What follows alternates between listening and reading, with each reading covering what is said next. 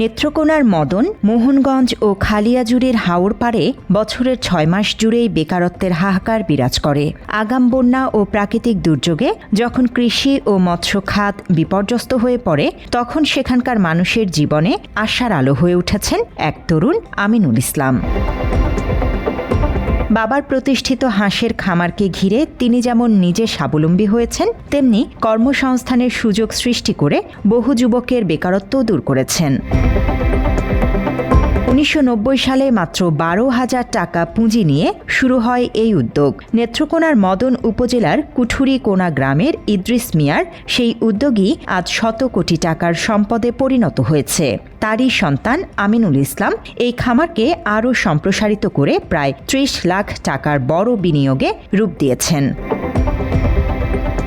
আধুনিক যন্ত্রপাতি ছাড়াই সনাতনী পদ্ধতিতে তুষ ও হ্যারিকেনের তাপে মাত্র ২৮ দিনেই ফুটে ওঠে হাজার হাজার হাঁসের বাচ্চা।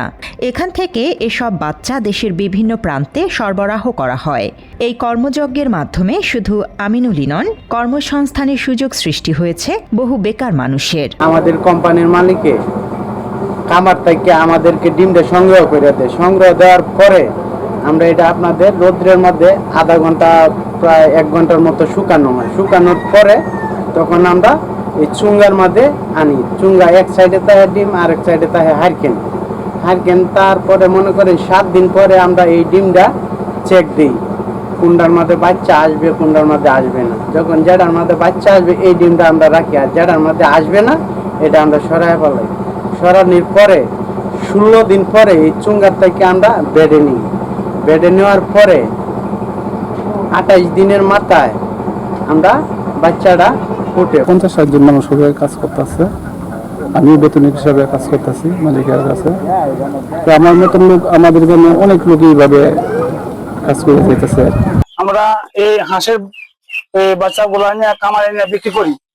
হ্যাঁ, আমরা সারা বছর নিয়ে বেচা কিনা করি। আমিনুল ইসলামের উদ্যোগে অনুপ্রাণিত হয়ে এখন পুরো কুঠুরিকোনা গ্রামই গড়ে উঠেছে এক বিশাল হ্যাচারি কেন্দ্র হিসেবে। এলাকাবাসীর দাবি, দেশের বেকারত্ব মোকাবিলায় এমন উদ্যোগ দৃষ্টান্ত ও উদাহরণ হতে পারে সবার।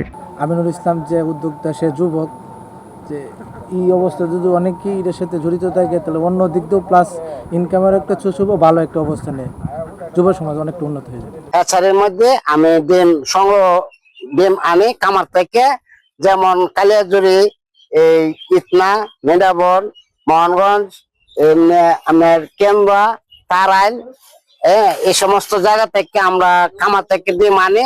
৪ দিন পরে ২০,০০০ ডিম আনি আমি এই হ্যাচারিতে দিই।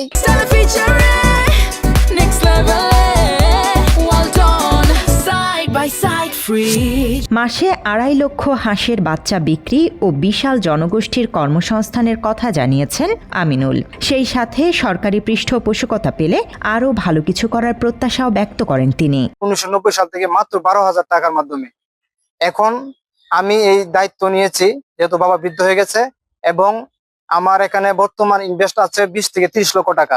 আমার এখানে কাজ করতেছে ১০ থেকে ১৫ জন কর্মচারী, এবং এখান থেকে প্রতি মাসে আমরা লক্ষ লক্ষ বাচ্চা আমরা ফুটাচ্ছি, এবং সারা বাংলাদেশ আমরা সেল করতেছি। জেলা প্রাণী সম্পদ কর্মকর্তা সাদিকুল ইসলাম বলেন, শুধু আমিনুল নয়, পুরো গ্রামের এই পেশায় নিয়োজিতদের সফলতা ও বেকারত্ব দূরীকরণে আধুনিক প্রশিক্ষণ সহ নানা উদ্যোগ গ্রহণ করা হয়েছে। নাজা হাঁসের খামার ও হ্যাচারি সহ প্রত্যেকটি পরিবারই হাঁসের বাচ্চা উৎপাদনের সাথে জড়িত।